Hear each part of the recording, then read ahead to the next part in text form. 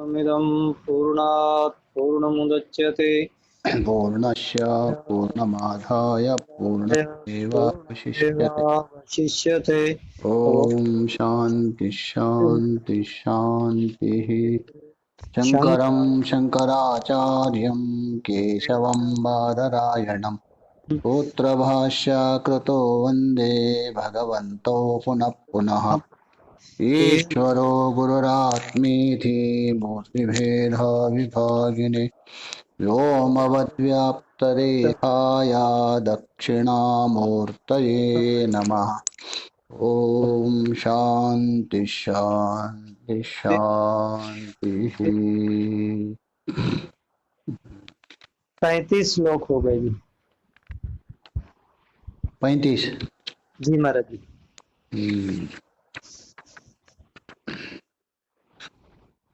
तो यहाँ तक बता दिया।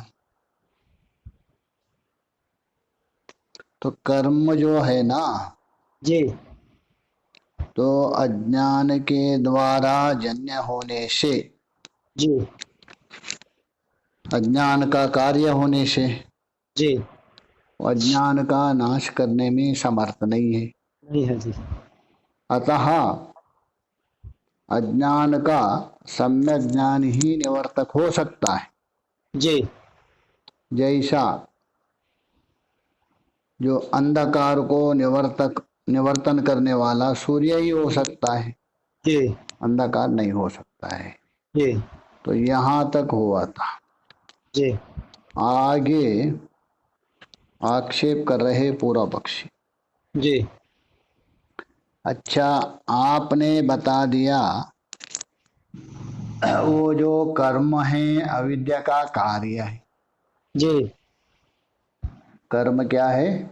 अविद्या का कार्य है जी। अविद्या का कार्य, इसलिए वो अविद्या को नाश नहीं कर सकता। जी ये बात हमने स्वीकार किया। जी चलो बात मान लिया आपकी।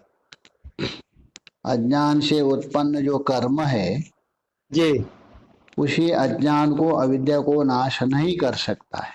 जी तो आपकी बात हम मान लिया, जी किंतु थोड़ा विचार तो करो आप। जी ये बताओ, जो आत्मज्ञान है जी अर्थात वो भी एक वृत्ति है ना। जी आत्मा आत्मबोध कही है अथवा अखंडाकार वृत्ति कही है। जी वृत्ति तो वृत्ति है जी। हाँ, वो ही अपना अज्ञान को नष्ट करता है ना। जी किंतु ये किसका कार्य है? आपका अविद्या का ही कार्य है ना। जी अखंडाकार वृत्ति भी। वो भी अविद्या का कार्य है। जी तो आप कैसे कहा रहे? यहाँ तो आपका अविद्या का कार्य अविद्या को नष्ट कर रहे हैं, जी और वहां अविद्या का कार्य अविद्या को नष्ट नहीं कर रहे हैं। जी उसी को लेकर आक्षेप कर रहे। देखो, जी ननु आत्मज्ञानमपि अविद्या उपादानम। जी ननु बोल तो अच्छी बात है, यदि आपकी बात हम मान लिया। जी आत्मज्ञान बोल तो आत्मबोध का। जी आत्मबोध जनक कौन है? अविद्या है। जी तो ये आत्मज्ञानमपि, आत्मज्ञान है जी अतः आत्मा का बोध करने वाला जो ज्ञान है जी वो भी क्या है? अविद्या उपादानम। जी उसका जनक तो अविद्या है, अज्ञान है। जी इसलिए अच्छा, इसलिए आपको क्या करना पड़ता है? ना को आज्ञान भाई कर दीजिए। जी ही बोलते अस्मात्, इसलिए शास्त्र शिष्य आचार्यादि अनुपदाय आत्मज्ञानम आत्मनः न लभते इति। जी इसलिए शास्त्र है, जी गुरु है और शिष्य आदि, जी तो अविद्या से प्रकल्पित वस्तु के बिना जी तो यहाँ उत्पन्न नहीं होगा। शास्त्र है और गुरु है, ये सब है ना जितने भी, जी ये जितने भी हो जाए जी तो ये बोल रहे हैं शास्त्र है, शिष्य है, गुरु है, ये जी सारे जो ग्रहण किए बिना जी आत्मज्ञान स्वरूप को प्राप्त नहीं करता है, जी तो इसका मतलब इनको ग्रहण करने से आत्मज्ञान स्वरूप को बोध होता है। जी तो इससे सिद्ध होता है आत्मज्ञान भी अविद्या का ही कार्य है। जी। आत्मज्ञान भी क्या है? अविद्या अविद्या का का कार्य कार्य, है। यही बता रहे। तो यहां तक पूरा बख्शी। जी नैष दोषः, जी तो ये दोष नहीं है। जी तो पूरा पक्षी का आक्षेप यही था ना, जी अविद्या से उत्पन्न हुआ आत्मज्ञान जी अविद्या को नाश नहीं कर सकता, जी अविद्या से उत्पन्न कर्म के समान, जी ये तर्क दिया था ना।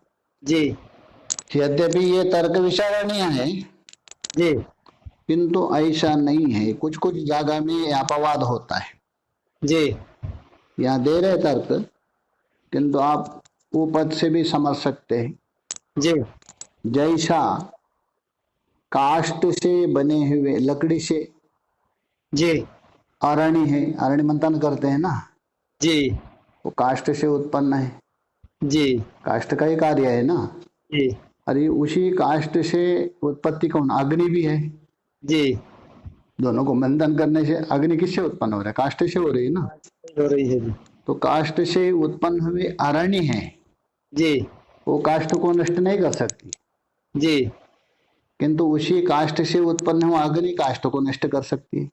जी तो एक नष्ट कर रहे, एक नष्ट नहीं कर रहे क्या? जी हो रहा है जी। कर रहे जी एक। अथवा जैसा दर्पण और पत्थर जी दोनों पृथ्वी अंश है। जी एक दर्पण सूर्य का प्रकाश को लेकर अंधकार हटा रहे हैं, जी और पत्थर पृथ्वी होने पर भी नहीं कर रहे, नहीं कर रहा है जी। भेद आ गया। जी दोनों ही पृथ्वी का कार्य है, तो भी।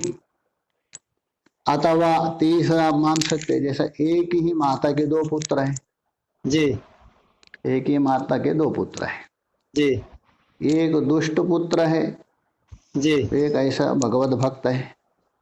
जी तो एक अपना माता को मुक्त करने में, वहां से निवृत्ति करने के संसार से समर्थ होता है, एक नहीं होता है। जी तो आप कहेंगे दोनों माता के पुत्र है, एक करने में तो दूसरा भी करना चाहिए। जी तो लेकिन वैसे ही है, एक ही माता के पुत्र दोनों हैं। जी कौन? कर्म भी है जी और ब्रह्मज्ञान भी है। जी किंतु कर्म है वो एक प्रकार से दुष्ट है, जी इसलिए अपना अविद्या रूप माता को उद्धार नहीं कर सकता। जी और ब्रह्मज्ञान है वो साधना के द्वारा, तपस्या के द्वारा प्राप्त होता है, जी इसलिए अपना जो माता कौन? अविद्या, जी उसको उद्धार करता है, निवृत्त करता है। जी इसलिए कोई आपत्ति नहीं है। इसी भाव को लेके, इसका ये भाव नहीं है, वो अलग ढंग से देंगे, जी समाधान करने जा रहा। देखिए, जी नैष दोषः, जी इनमें कोई दोष नहीं। क्यों नहीं बता रहे? यतः, यतः बोलते यस्मात्, जी यतः क्योंकि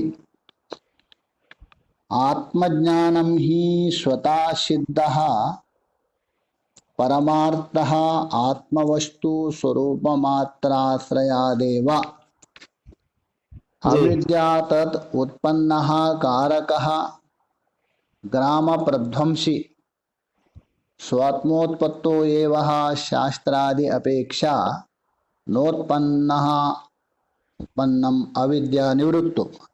जी क्योंकि आपने जो दोष दिया था ना, दोष नहीं है। क्यों नहीं है बता रहे हैं। जी दोनों ठीक है, अज्ञान मान लिया आपका, जी अज्ञान का ही कार्य मान लिया, कर्म भी अज्ञान का कार्य है जी और ब्रह्मज्ञान भी। जी किंतु इनका विषय जो कर रहे हैं ना, दोनों अलग अलग है। जी कर्म का विषय अलग है जी और ब्रह्मज्ञान जिसको विषय कर रहे हैं ना, जी वो अलग है। जी इसलिए आत्मा कैसा ही बता रहे हैं, यतः आत्मज्ञानम ही, जो आत्मबोध है ना, जी वो तो क्या करता है? स्वयं प्रकाश जी स्वयं प्रकाश का मतलब वही है, अवेद्यत्वे सति अपरोक्ष व्यवहार योग्यत्वम। जी स्वप्रकाश है तुम। हाँ, वही स्वयं प्रकाश। जी स्वयं को स्वयं प्रकाशित करता है, ये अर्थ नहीं लेना, जी कर्म कर्तृत्व आएगा।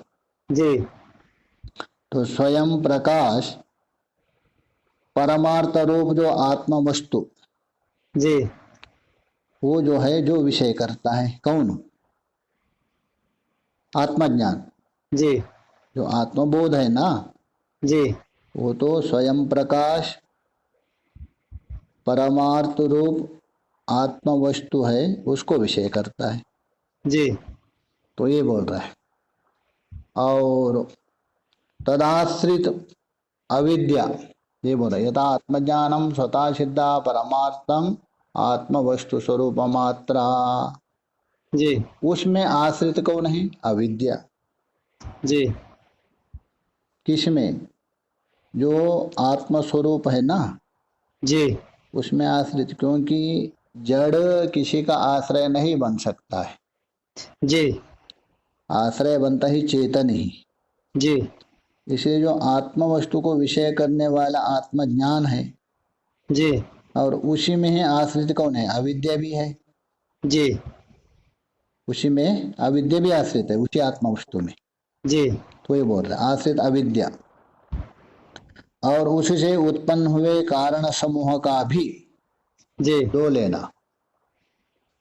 आश्रयादेव अविद्या जी तदुत्पन्न कारका ग्रामा। जी एक तो अविद्या हो गई, जी और उससे उत्पन्न हुए जो भी कारण, कारण समुदाय है ना, जी जितने भी लीजिए, जी इन सबको विध्वंस कर देता है कौन? आत्मा को विषय करने वाला आत्मज्ञान। जी कहने का मतलब ये है, आत्मा को विषय कर रहे आत्मबोध अर्थात आत्मज्ञान, जी और उसी आत्मा में अविद्या आदि पड़ी है। जी और अविद्या का जो जो कारण है वो भी है। जी तो आत्मज्ञान क्या करेगा? उसको ध्वंस करेगा, अविद्या से सबको नष्ट करेगा। जी तो ये बोल रहे हैं तदुत्पादक कारण ग्राम, ग्राम बोल तो समुदाय, जी प्रध्वंसी, विनष्ट करने के लिए जी स्वात्मोत्पत्तो एवं शास्त्रादि अपेक्षते। इसलिए क्या करेंगे? जी तो अपनी उत्पत्ति के लिए जी शास्त्रादि के अपेक्षा रखता है जी कौन? ब्रह्मज्ञान। जी और किसी का जरूरत नहीं है। जी जैसा अरण्य में लकड़ी में अग्नि है, जी अरण्य में अथवा लकड़ी में अग्नि तो है, जी वो अग्नि उस लकड़ी को नष्ट कभी करेंगी? बस इतने में उसको घर्षण आदि की अपेक्षा करता है, जी और दूसरे किसी का अपेक्षा नहीं करता है। जी बस घर्षण ही देखिए, अग्नि उत्पन्न होगा, वो नष्ट करेगा। जी वैसा ही यहाँ उसकी उत्पत्ति के लिए, किसका उत्पत्ति? ब्रह्मज्ञान के, जी वो शास्त्र आदि की अपेक्षा करता है। जी तो शास्त्र आदि अपेक्षते न उत्पन्नम अविद्या निवृत्तो। जी हाँ, उत्पन्न होने के बाद जी अविद्या वस्तुवादी नष्ट करने के लिए किसी की अपेक्षा नहीं करता है। जी जैसा अग्नि के उत्पत्ति के लिए वो घर्षण आदि की अपेक्षा करती है, जी उत्पन्न होने के बाद जलाने के लिए किसी का अपेक्षा नहीं करती, वो जी अपने आप जलाती। जी ये अंतर है, किंतु कर्म इसको बिल्कुल विलक्षण है। जी तो बोले नोत्पन्न बोल तो उत्पन्न होने के बाद अविद्या निवृत्तो नापेक्षते, जी किसी का भी अपेक्षा नहीं करता है। जी कर्म पुनः, कर्म तो अंतर है, जी किंतु कर्मवश तो ऐसा नहीं है। जी सोत्पत्तो और उत्पन्नम चा, जी किंतु कर्म तो अपने उत्पत्ति के लिए भी अन्य का अपेक्षा करता है, जी और उत्पन्न होने के बाद फल देने तक भी अपने दूसरे का अपेक्षा करता है। जी दोनों में भी। जी कर्म वस्तु तो अपने उत्पत्ति के लिए जी और उत्पन्न होने पर फल प्रदानार्थ के लिए भी अविद्या की अपेक्षा रखता ही, जी दोनों को अपेक्षा रखता है। वही बोल रहे हैं, कर्म पुनः स्वोत्पत्तो जी उत्पन्नम च, उत्पन्न होने के बाद दोनों अविद्या का आश्रय करके ही करता है, जी बिना विद्या से नहीं होगा। जी क्यों? तर्क दे रहे, देखिए, नहीं क्रिया तारका निस्पृहा कल्पकोटि व्यवहिता फलदानाया स्वात्मानम नहीं विवर्ती। जी कोई भी क्रिया लीजिए, जी कारण बोल तो अपना कारण जी स्व कारण की अपेक्षा न रखती हुई, जी अपने कारण की अपेक्षा न रखती हुई, एक नहीं कोटि कल्प के पश्चात जी उत्पन्न होने वाला फल प्रदान स्वरूप को धारण नहीं कर सकती। जी कहने का मतलब कोई भी क्रिया है जी वो फल तभी देगा क्योंकि अपना कारण को अपेक्षा रख करके ही देगा। जी अपना कारण के अपेक्षा बिना जी चाहे तो करोड़ों कोटि कल्प बीत भी जावे वो फल नहीं दे सकता है। जी वो कारण की अपेक्षा करके ही देता है, जी बिना कारण से नहीं देगा। जी जैसे कहने का मतलब, आपने अभी कर्म किया, जी आगे कुछ वर्षों के बाद, बोल दो कितनों वर्षों के बाद उसका फल मिलना। जी अभी वो जो फल मिल रहा है उस समय में अभी किया हुआ कर्म की अपेक्षा करता है वो, जी नहीं तो कुछ का कुछ फल देंगे, जी उसको अपेक्षा करता है, यही बता रहे। कारक निस्पृह कल्पकोटि व्यवहिता फलदानाया स्वात्मान न विवर्ती। जी मतलब अपने को धारण नहीं करती है, जी इसलिए साध्य मान मात्र रूपत्वा तस्या, जी क्योंकि क्रिया का अपना स्वरूप सदा है ना, जी वो तो पराधीन और साध्य मात्रा है। जी क्रिया का स्वरूप होता है ना, जी वो तो साध्य मान है, जी दूसरे के द्वारा किया जाता है, वो जी पुरुषाधीन है ना। जी पराधीन बोल तो पुरुष के अधीन भी है और साध्य मात्र रहता है वो जी क्रिया का स्वरूप। तो ही बता रहे साध्य मात्र आरोपत्वा तस्या न चा क्रियज्ञानवत् स्वात्म प्रतिलंब काल एवं स्वर्गादि फलेना कर्तारम संबध्यति। और भी देखिए, जी और भी तर्क दे रहे, आत्मबोध की भांति। जी देखिए आत्मबोध जो हो गया आपका, जी तो उत्पन्न होते ही क्या है, बस आत्मा को विषय करता है, अज्ञान को निवृत्त करता है। जी किंतु क्रिया ऐसा नहीं। जी अच्छा, क्रिया उत्पन्न होने वाला स्वर्ग आदि फल के साथ तुरंत जोड़ देता है क्या? नहीं जी तो क्रिया हो गया, आपने किया, जी तत्काल वो स्वर्ग आदि से जोड़ थोड़ा देता है, नहीं बताइए वो तो कालांतर में। जी किंतु आत्मज्ञान ऐसा नहीं है। जी तो ये बोल रहे क्रिया आत्मज्ञानवत, जिस प्रकार आत्मज्ञान है ना, जी स्वात्म प्रतिलंब काल वह जिसको विषय किया उसी समय में अज्ञान आदि निवृत्ति करके आत्मा का बोध करवाता है। जी अभी आपको आत्मज्ञान हो गया, बोध बाद में होगा, अज्ञान बाद में निवृत्त होगा, ऐसा नहीं, जी तत्काल में। जी किंतु क्रिया वैसा नहीं है। जी आपने यज्ञ किया आज, जी बस यज्ञ समाप्त होते ही स्वर्ग फल मिला? नहीं जी नहीं, ये बोल रहे स्वर्गादि फले न कर्तारम न च संबध्नाति का क्रिया, जी ऐसा नहीं होता है। जी आत्मज्ञानम पुनः पुरुषार्थ सिद्धो। जी और दूसरा बात है जो आत्मज्ञान है ना, जी वो तो क्या है, अविद्या निवृत्ति रूप मुक्ति के संपादन के लिए कारण होती है। जी तो पुरुषार्थ सिद्ध हो, उससे पुरुषार्थ की सिद्धि होती है आपकी। जी पुरुषार्थ मतलब परम पुरुषार्थ। जी पुरुषार्थ का तात्पर्य यहाँ परम पुरुष। जी तो इसलिए यहाँ विषयगत विरोध ना होने से जी तत्वबोध रूप विद्या है ना, जी वो पुरुषार्थ सिद्ध, मतलब पुरुषार्थ का मतलब अविद्या सहित अविद्या कार्य का निवृत्ति करता है, जी तो ये बोल रहे। तो इसलिए आत्मज्ञानम पुनः पुरुषार्थ सिद्धो नोत्पद्यमान स्वरूप व्यतिरेकेण अन्य रूपांतरम साधनांतरम व उपेक्षते है। जी जो आत्मज्ञान है अपना पुरुषार्थ सिद्ध करने के लिए, जी उसका पुरुषार्थ दो ही है, अविद्या की निवृत्ति और आत्मा को विषय करवाना।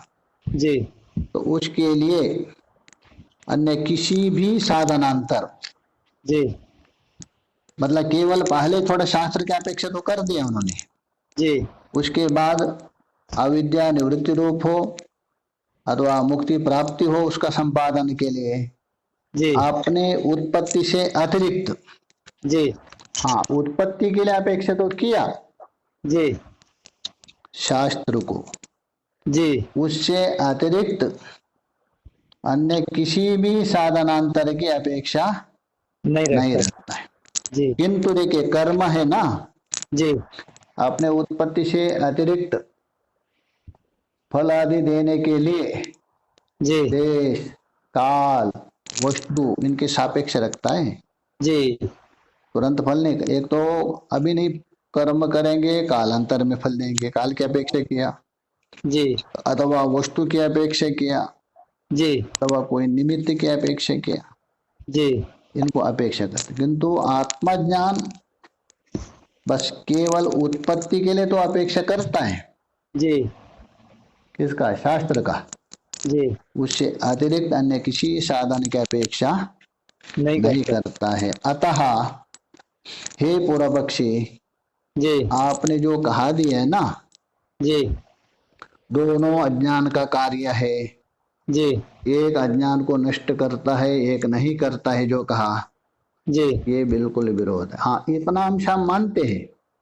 जी दोनों अज्ञान का कार्य है, कार्य है जी ये मानता, किंतु दोनों का विषय अलग है जी और दोनों की उत्पत्ति भी अलग है।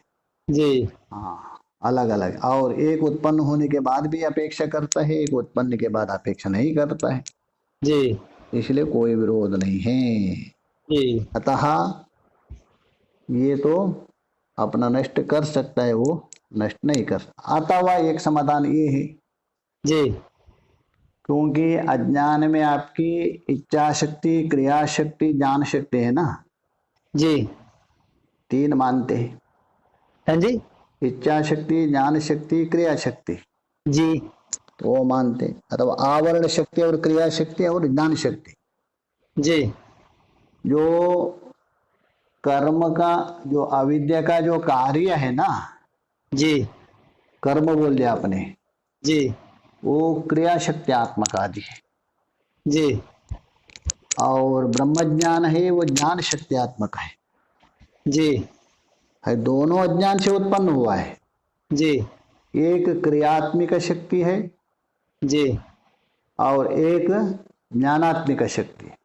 जी तो क्रियात्मिक शक्ति जो है ना, जी वो अपना मूल को नष्ट नहीं कर सकता है, जी अविद्या को, जी और ज्ञानात्मिक शक्ति है ना, जी उसको नष्ट कर सकता है, अलग कर सकता है। जी जैसे दोनों हमारे इंद्रिय समान होने पर भी, जी तो कर्म इंद्रिय और ज्ञान इंद्रिय जी दोनों इंद्रिय है, हाँ जी इंद्रियत्वेन समान है, जी और उनकी उत्पत्ति भी अपंचीकृत से उत्पन्न हो गए। जी किंतु एक घटपट आदि को विषय करता है, एक विषय नहीं करता है। जी एक घटपट आदि का ज्ञान करवाता है, एक नहीं करवाता है। जी वैसे ही यहाँ दोनों अज्ञान का कार्य होने पर भी जी जो ज्ञान शक्ति है वह ज्ञान को निवृत्ति करता है, जी और जो क्रिया शक्ति है वो अज्ञान को निवृत्ति नहीं कर सकता है। ये निचोड़ के आ गया जी तार, उसी को यहाँ बता रहे, देखिए आगे का श्लोक में है ना, जी तो बता उसी को बता रहे, इसीलिए यहाँ बता रहे साधनांतरम व अपेक्षते कुत एतत्, जी कुत एतत् कस्मात्, अतः जी ये कुतः, तो यतः सुनो करके। जी ये जो बात है साधनांतर का अपेक्षा नहीं करता है, वो अज्ञान को निवृत्ति करता है। जी ये कुत एतत्, तो बोलते यतः, जिस जी कारण से। सुनो श्लोक। जी। बलवद्धि प्रमाणोत्थम बलवद्धि प्रमाणोत्थम सम्यक् ज्ञानं न बाध्यते सम्यक् ज्ञानं न बाध्यते आकांक्षते न चाप्यन्यत् आकांक्षते न चाप्यन्य वादनं प्रतिसाधनम्। साधनं प्रति साधनम्। बलवद्धि, ही बोल दो यस्मात्, जी क्योंकि जिस कारण, जी प्रमाणोत्तम सम्यक ज्ञानम बलवद जी न बाध्यते। प्रमाणोत्तम बोल तो शास्त्रादि श्रुति आदि प्रमाणों से, जी अथवा महावाक्य, मुख्य रूप से केवल श्रुति मात्र नहीं लेना। जी श्रुति दो प्रकार का है ना, अवंतर वाक्य और महावाक्य। जी अवंतर वाक्य से जो उत्पन्न होता है ना, वो नष्ट नहीं कर सकता है। जी महावाक्य के द्वारा उत्पन्न हुआ जी तो ये प्रमाणोत्तम। किम सम्यक ज्ञानम, सम्यक बोल दो यथार्थ ज्ञान, जी अथवा उसी को ही बोल दिया राज विद्या कहा दिया, जी अथवा उसी का दूसरा एक विद्या है पराविद्या।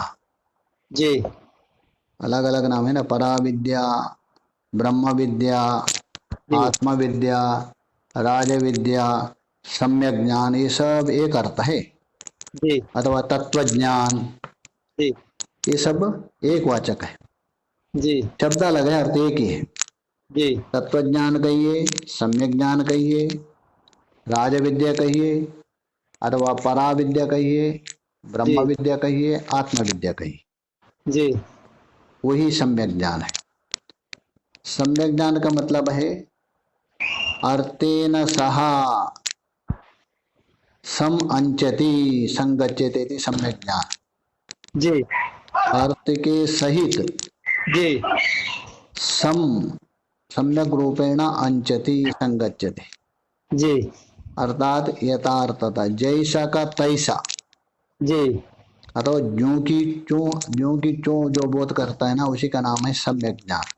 जी और वास्तव में जो सम्यक है केवल परमात्मा है, जी बाकी सब असम्यक तत्व है। जी इसलिए परमात्मा को विषय करने वाला ज्ञान ही सम्यक ज्ञान हो सकता है। जी बाकी सब ज्ञान है वो परिवर्तनशील है ना, जी इसलिए वो सम्यक ज्ञान नहीं है। जी इसलिए सम्यक ज्ञान का मतलब ब्रह्म ज्ञान, तत्व ज्ञान। जी यद्यपि सम्यक ज्ञान का मतलब तत्व ज्ञान बोध नहीं होता है जी लाक्षणिकत्वेन। जी वो जो सम्यक ज्ञान है बलवत, जी अत्यंत बलवान है। इसलिए बलवान है, अविद्या और अविद्या का जो कार्य जी और संस्कार जी जितने भी है, इनके अपेक्षा बलवान है।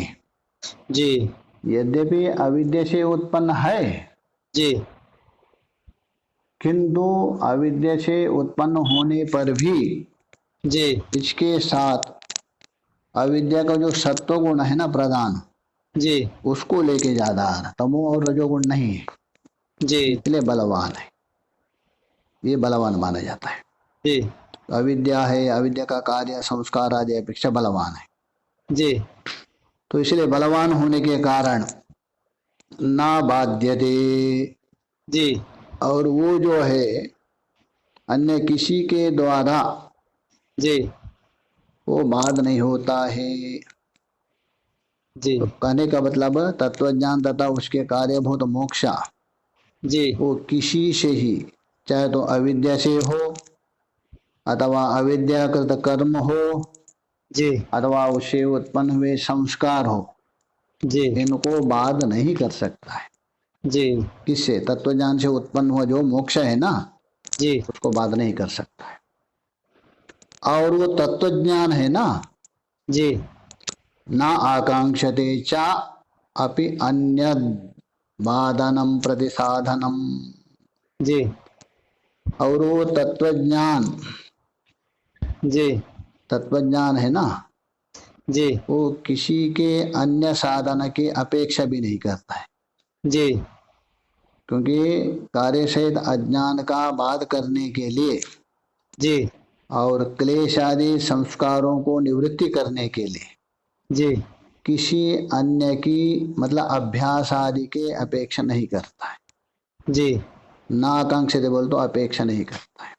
जी ये इसलिए बता रहे यहाँ जिज्ञासा हो सकती है। जी पूर्व पक्षी कहा सकता है चलो मान लिया जी तत्वज्ञान है, भले ही अविद्या जनित है, जी किंतु द्वैतादि सारे जगत को निवृत्त करने के लिए अविद्यादि निवृत्त करने में समर्थ है, जी मान भी लिया। जी किंतु तत्वज्ञान उत्पन्न होने के बाद जी वो अन्य के सहायता के द्वारा ही इनको नष्ट करेगा। जी तत्वज्ञान तो नष्ट करता है, स्वीकार किया उन्होंने, जी चलो मान लिया, क्योंकि आप दोनों में अंतर दिखा दिए ना। जी तो इसलिए तत्वज्ञान है अविद्या और अविद्या कार्य को निवृत्ति करने में समर्थ है, जी किंतु निवृत्त कभी करेगा जी अभ्यास आदि के सापेक्ष से। जी तो उत्तर दे रहे नहीं नहीं नहीं, किसी के भी अपेक्षा नहीं करता है। जी तत्वज्ञान उत्पन्न होने के बाद कोई अभ्यास जरूरत नहीं पड़ता है। जी इसलिए बोले अन्यद बाधनम प्रतिसाधनम नाकांक्षते, अर्थात अपने से भिन्न जी किसी अभ्यास आदि साधना की अपेक्षा उसे नहीं होती है। जी हाँ बस इतना ही है, उत्पन्न करने के लिए तो शास्त्र चाहिए, जी उत्पन्न होने के बाद जी को किसी की अपेक्षा नहीं। जैसा अभी मैंने बताया अग्नि की उत्पत्ति के लिए आपको घर्षण करना पड़ेगा, जी उत्पन्न होने के बाद काष्ठ को जलाने के लिए किसी के सापेक्षा नहीं उसकी, नहीं जी अपने आप जलाएंगे। जी वैसे ही यहाँ भी बता दिया। जी अतः भले ये अज्ञान का कार्य है जी तो भी इसमें सामर्थ्य है अज्ञान को नाश करने का, जी ये बता दिया। ओम ओम पूर्णमद पूर्णमदः पूर्णमिदं पूर्णात् पूर्णमुदच्यते पूर्णश्च पूर्णमादाय पूर्णमेवावशिष्यते। ओम शांति शांति शांति। शंकरं शंकराचार्यं केशवं बादरायणं सूत्रभाष्य कृतो वन्दे भगवन्तौ पुनः पुनः। ईश्वरो गुरुरात्मेति मूर्तिभेदा विभागिने व्योमवद्व्याप्तदेहाय दक्षिणामूर्तये नमः। ओम शांति शांति शांति।